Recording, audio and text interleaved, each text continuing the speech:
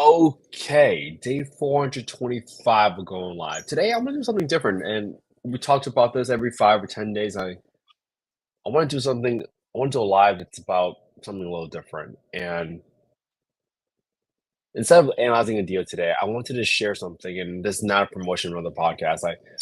I really wanted to share this podcast because one, if I watch a podcast for 100 minutes and I can distill my takeaways, at least from my own reflections, in less than 5 minutes, and I hope you all get some value out of it. And if this is helpful, leave a comment down below so that I know that this is helpful. So recently, I saw on the Diary of a CEO a podcast that the Airbnb CEO did with David, and there were a couple of things that that really jumped out with me. And there was a concept, and the first thing that jumped out to me was this concept called the drift. The drift is essentially, hey, when you stop keeping up with your friends and you realize, like, hey, especially if you're an entrepreneur.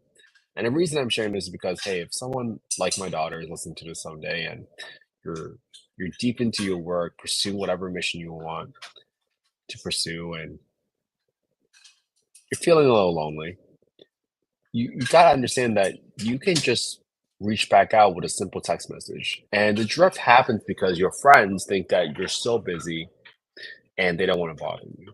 And then you're so knee deep in whatever mission you're in, and you realize that, hey, they're not reaching out, so I could just keep handling my problems at work.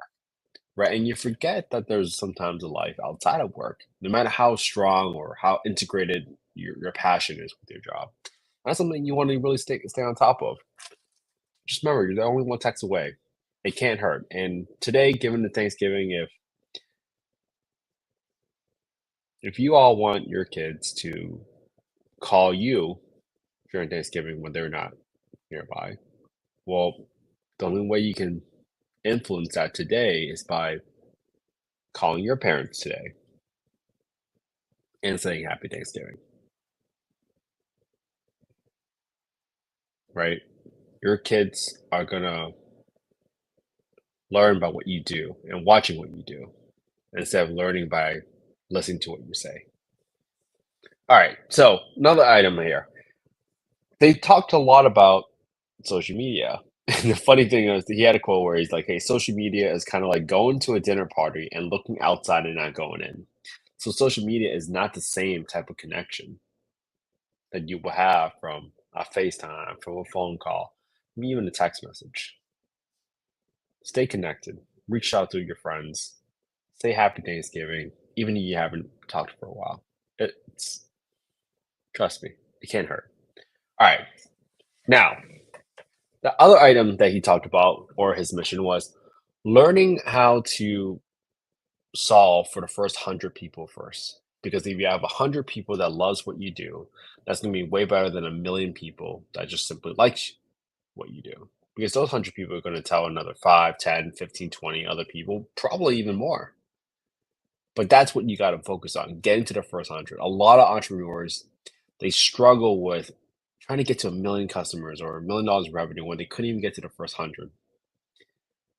And that really resonated with me because sometimes we always think about, like, how do I scale this? How do I scale this? And you forget how to just prove out by creating something that you genuinely love providing, whether that's a service, whether that's a product. And then another big takeaway I had here was he said the phrase where data is necessary but not sufficient. And he talked a lot about how many big companies now, your board of directors, they're all full of finance folks or analytical folks or data folks.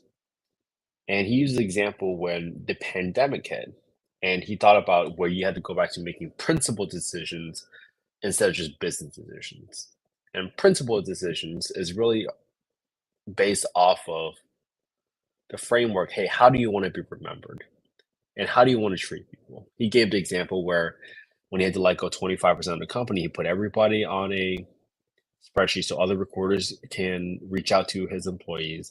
But he also personally called other CEOs to see if they would hire his employees.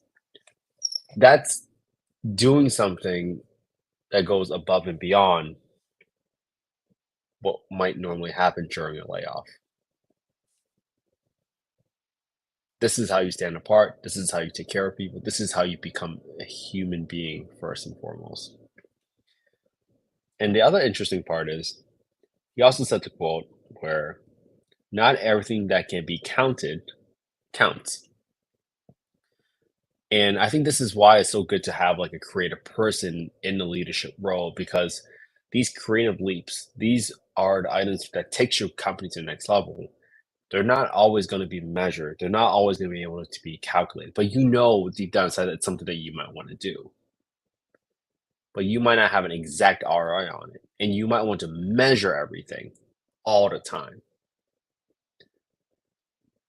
And that's the problem. And usually people measure things in the short term because, especially if you're a public company, you're always under this tremendous amount of pressure to perform and to deliver results for your shareholders and your stakeholders.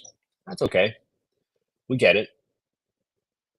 But that's why you need the diverse perspective. You need other people in your circle that's just not focused on one singular item.